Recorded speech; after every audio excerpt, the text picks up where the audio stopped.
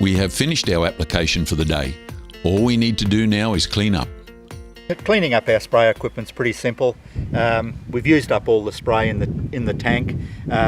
We rinse it out, dispose of any rinse water in an area that's safe away from any desirable vegetation.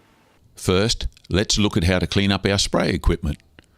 We make sure to keep all of our personal protective equipment on, especially our face shield or goggles to prevent splash of product into the eyes. To start, we rinse the spray unit. Thoroughly wash inside the unit with a hose, making sure to also wash the pump and handpiece.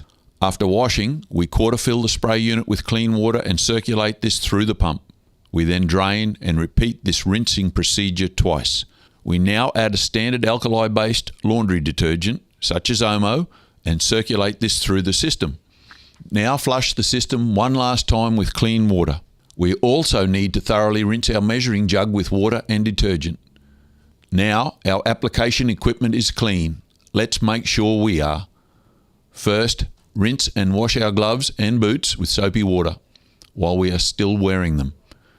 Now we can remove our gloves. When we remove our protective equipment, first thing we do is rinse our gloves off with water and make sure that we remove the gloves using the gloves, not our bare hands.